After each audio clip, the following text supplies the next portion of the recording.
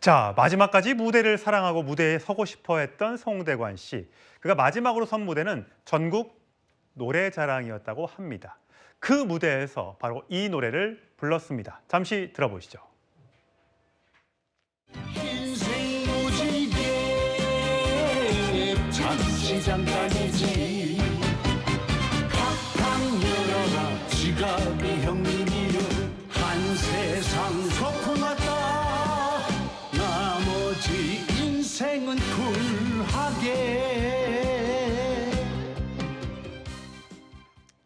예, 안중희 기자님. 보통 이제 저희가 나이가 들면 입은 닫고 네.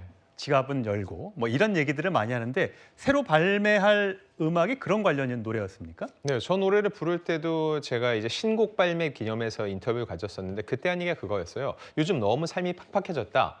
있는 형님들이 좀 지갑을 열어서 넉넉하게 인심을 베풀 필요가 있다고 그랬는데 이게 남의 얘기가 아닙니다. 실제로 송대관 씨가 조금 전에 김국환 씨 사례도 얘기했지만 그거 외에도 후배들을 걷어먹인 것으로 유명합니다. 그만큼 지갑을 통 크게 잘 열던 형님이었던 거죠.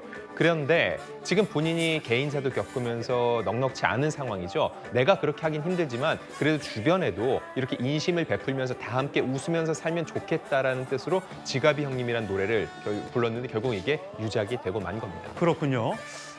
전국 노래자랑 지난해 녹화를 했죠. 곧 이제 마지막 모습을 볼 수 있을 텐데 그 전국 노래자랑의 진행자가 개그맨 남희석 씨죠. 제가 조금 전에 남희석 씨와 한번 통화를 해봤습니다. 이런 말을 하더군요. 들어보시죠. 내려오셔서 이렇게 좀 약간 기운이 좀 없으시니까 무대에서 계단이 좀 가파르게 있어서 그 매니저님이 잡아주려고 그랬더니 아이 사람들 반다. 사람들 걱정한다. 야 아무렇지도 않다 하면서 그렇게 말씀하시더라고요. 좀 사람들한테 이렇게 좀 걱정을 안 끼치고 싶어하는 모습이랄까 할까요? 그런 느낌 같은 거였어요. 그러니까 나는 괜찮다. 사람들이 걱정하지 않게 해라 이런 느낌이었어요. 차표 한 장 뭐 이런 거 되게 많이 해서 예. 저도 어제 갔는데 많이 슬프더라고요. 그냥 눈물 나고. 예, 임 변호사님. 마지막 무대인데 워낙 공연들을 많이 하고 하니까 고령에 힘들 법도 한데 그런 모습을 팬들한테 보여주고 싶지 않았나 봐요.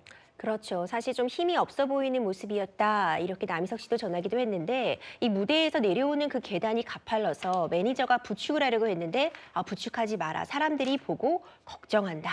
이렇게 또 난에 남셨다고 해요. 그만큼 그 무대에 대한 열정 그리고 완벽한 모습을 보여주고 걱정시키지 않으려는 그 마음이 좀 고스란히 드러나는 것 같은데 이미 지난해 10월에 당진시 편과 이제 영등포구 편에 이 전국 노래자랑 초대 가수로서 송대관 씨가 녹화를 마친 부분이 있습니다. 이것을 곧 우리가 또 이제 만나볼 수 있다고 하는데 이 무대도 꼭 챙겨봐야겠다는 생각이 듭니다. 예, 많은 분들이 기다리고 계실 겁니다. 전국 노래자랑에서 마지막으로 섰던 송대관 씨의 모습을요. 자, 송대관 씨 많은 히트곡을 남겼죠? 여러분 잠시 함께 들어보실까요?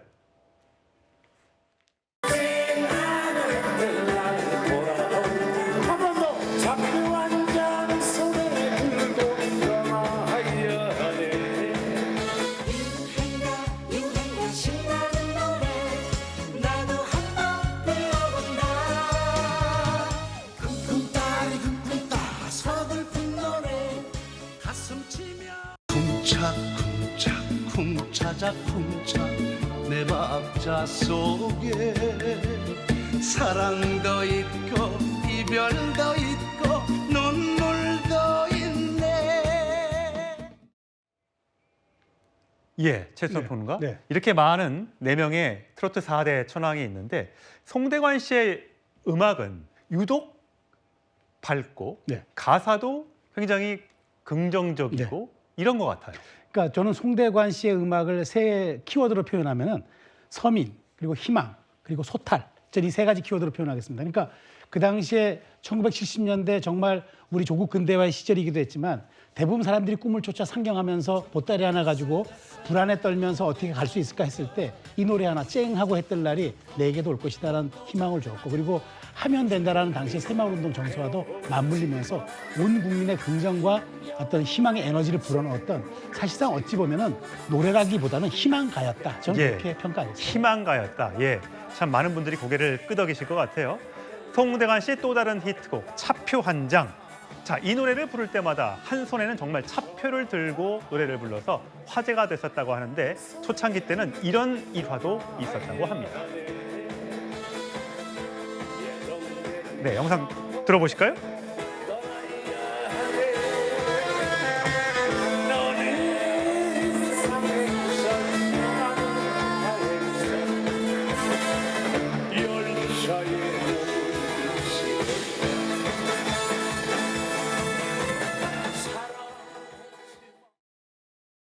열린 음악이야. 잊어버리지도 않아. 그냥 모르고 그 좌표를 준비를 안 하고 그냥 나갔는데 지나가 와가지고 손에다가 뭘 쥐어줘.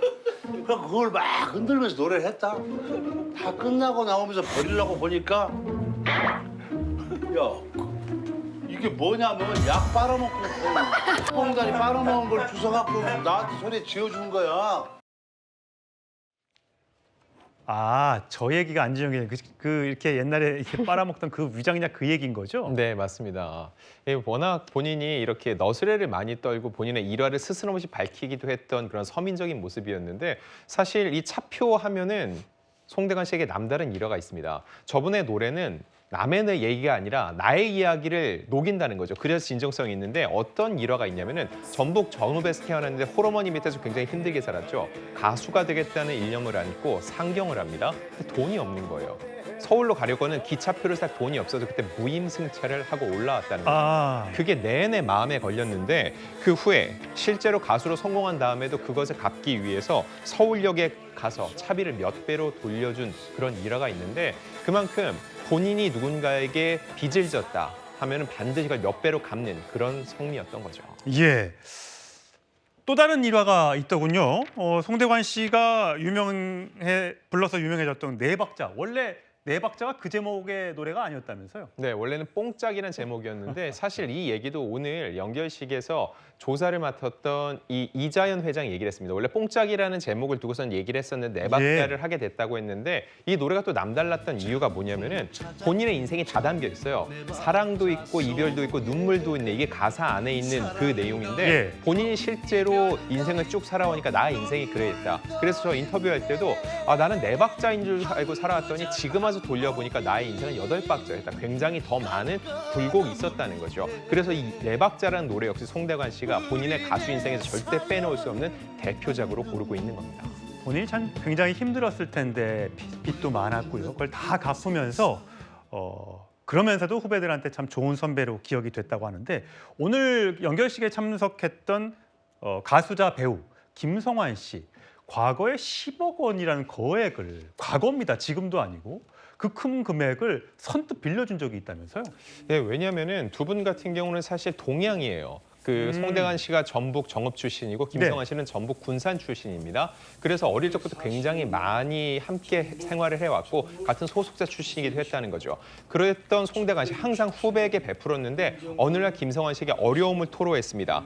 죽게 생겼다. 내 아내가 사고치기 직전이다. 아마 2013년에 있었던 그 부동산 사기 관련된 일이었던 것 같습니다. 그때 급히 이 상황을 막아야 되니까 김성환 씨한테 얘기를 했는데 김성환 씨가 정말 두 말도 없이 10억 원을 턱 빌려줬다는 거죠. 이게 가능했었던 건 김성환 씨가 내가 너무 넉넉해서가 아니라 송대관 씨의 성품을 알았다는 거죠. 과거 본인을 챙겨줬던 선배. 그리고 이 선배라면 자기가 지금 돈을 빌려주더라도 절대 이거를 꼭 갚을 사람이라고 생각을 했을 거라고 분명히 생각을 했을 거고요. 최근까지도 70대 고령의 나이에 송대관 씨는 본인의 빚을 갚기 위해서 그리고 주변 사람들 챙기기 위해서 하루에서 5개 정도의 스케줄을 소화했다고 하는데 결국 이런 성품을 주변에서 알기 때문에 송대관 씨에게 거액도 이렇게 바로바로 빌려주는 상황이 생길 수 있었던 것 같습니다. 예, 우리의 삶을 위로했던 수많은 노래들로 영원히 기억에 남을 송대관 씨.